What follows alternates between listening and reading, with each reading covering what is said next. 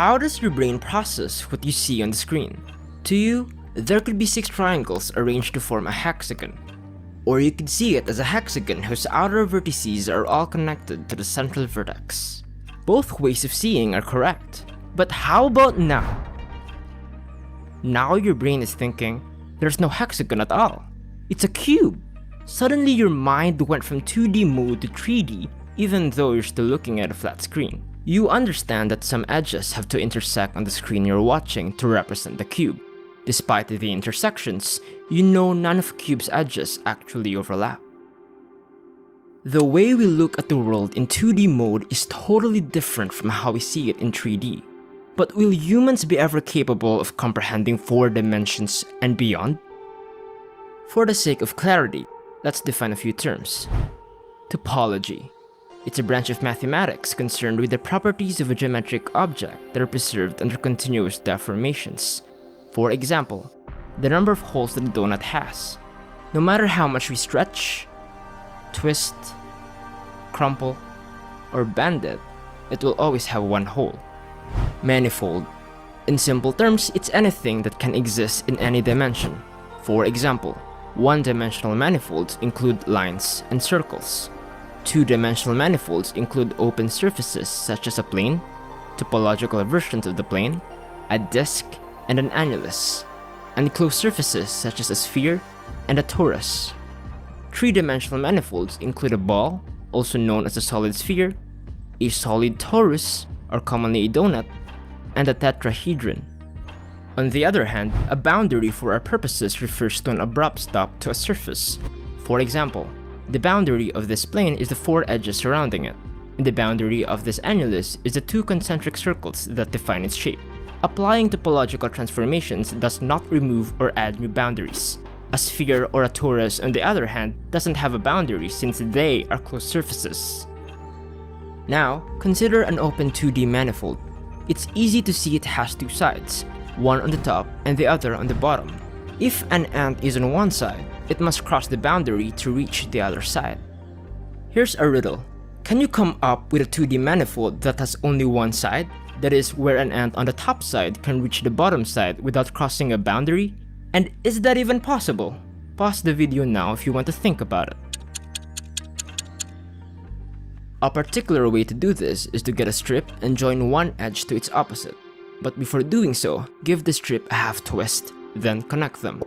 The resulting one-sided surface is called a Mobius strip. To prove its one-sidedness, notice that an ant crawling along one side of the strip will eventually reach the other side. In other words, the top and bottom sides are actually the same side. Zooming in, we can see the boundaries on either side appear to run relatively parallel along the whole length of the Mobius strip. And as we know, parallel lines never intersect. But taking a step back, we see that the strip only has one continuous boundary. Isn't that creepy? Another cool thing you can do to Mobius strips is cut them in half. We have this notion that cutting anything in half, well, will result in 2 separate parts of the thing we're cutting. But take a look at what happens when we try to cut the Mobius strip in half. It doesn't split into 2. But how? Keep in mind there is only one continuous boundary. Since the cut in the middle never gets to the boundary, the strip doesn't cut into separate pieces. Another way to intuitively visualize this is to first cut the original strip in half, bend so the edges can meet, give a half twist, and then finally join the opposite edges.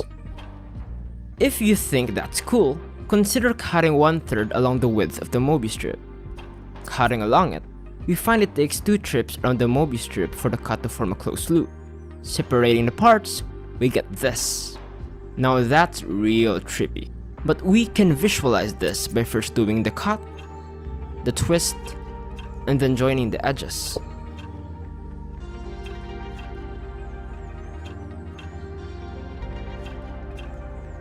Now in a seemingly different direction, ever heard of the grandfather paradox?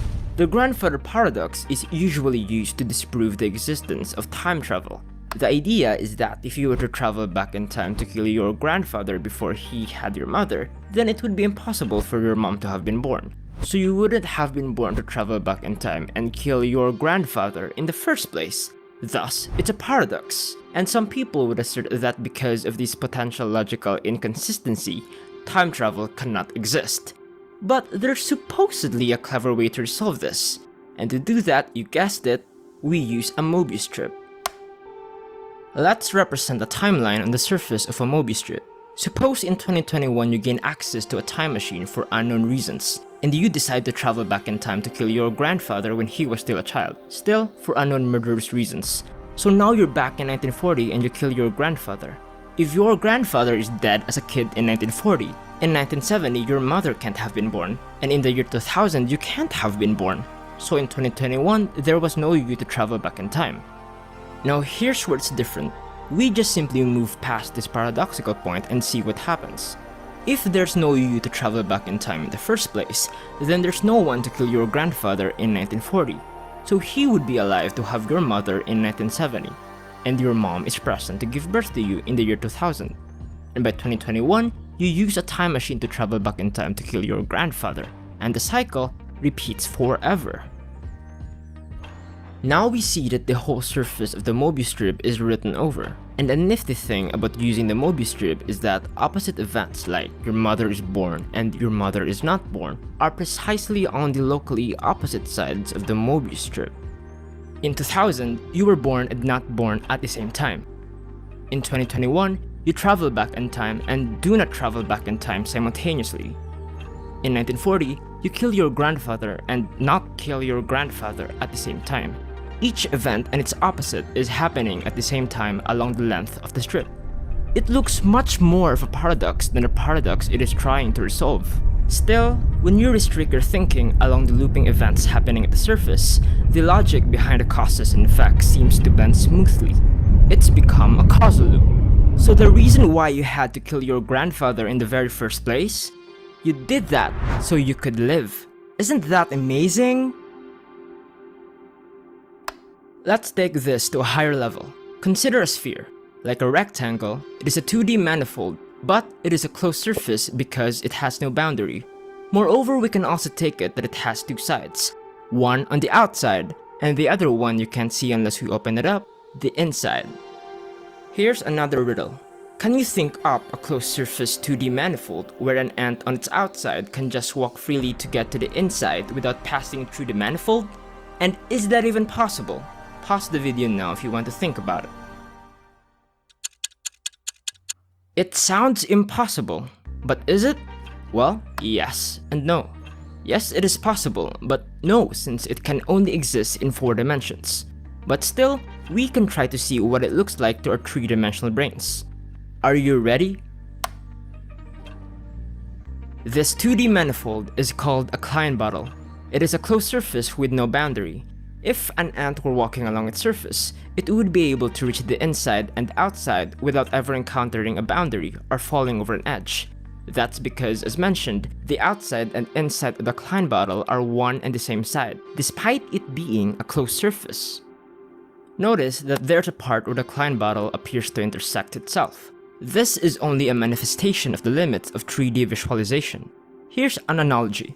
At the beginning of the video, we saw a 3D cube. We understood how certain points have to intersect on the screen to represent it. Yet despite these apparent intersections, we know none of the cube's edges actually intersect. And we can precisely apply the same idea here. In addition, realize that you are looking at a 2D image of a 3D representation of an object that can only be embedded in 4 dimensions. Trying to explain the 4th dimension is like describing colors to a person blind since birth. There's no way to actually visualize it correctly, but we can try.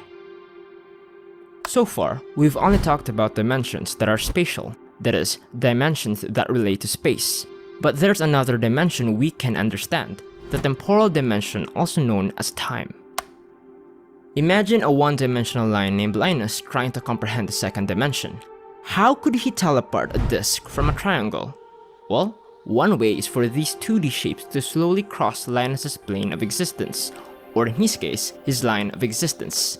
As a disk crosses this line, Linus would grasp it at first, appearing as a single point that gets longer and longer until it gradually stops, then gets shorter and shorter until it disappears. For the triangle, on the other hand, First, Linus would comprehend it appearing suddenly as a long line that gets shorter and shorter until it disappears. Basically, we just cut these 2D shapes into lines that Linus can comprehend one slice at a time. Time! Since Linus can only understand up to one spatial dimension, he needed a passage of time or temporal dimension to compensate for his lack of comprehension for a second dimension. In other words, instead of space, he is using time for the second dimension. Next, imagine a 2D square named Squirrel trying to comprehend the third dimension. How could she distinguish a ball from a tetrahedron? Well, she follows the same process. As the ball slowly crosses into Squirrel's plane of existence, she would grasp it at first, appearing as a single point, turning into a disc that gets bigger and bigger until it gradually stops, then becomes smaller and smaller, where it then disappears. On the other hand, as the tetrahedron crosses her plane of existence, she would comprehend it appearing suddenly as a triangle that gets smaller and smaller until it disappears. In the same manner as before, what we basically did was slice up these 3D objects into flat 2D shapes that Squirrel can comprehend one slice at a time. Do you see where this is going? Going back to the Mobius strip, it's a 2D manifold that can only be embedded in at least 3 dimensions. If we were to restrict it to 2 dimensions, basically to squash it flat and leave only its boundary, it is clear this curve intersects itself right about here. If we lift some part of it into the 3rd dimension, it will no longer cross itself. It appears that adding an extra dimension will remove this self-intersection. When Squirrel hangs around nearby, she can see the boundary of the Mobius strip one slice at a time. To her, points that supposedly intersect, that is, occupying the same space, now occupy different points in time. So she's able to understand that a curve in 3D space does not self-intersect, even if its 2D representation does. Finally, we are ready to see the Kleine bottle in its full glory. Like the Mobius strip, the Kleine bottle is a 2D manifold but can only exist in at least 4 dimensions. What you see here is only its 3D representation. And just like what we just saw, we can remove the apparent self-intersection of the Kleine bottle by lifting a part of it to the 4th dimension. And to visualize the 4th dimension, we cut up the Kleine bottle to see one 3D slice at a time, with the help of the passage of time.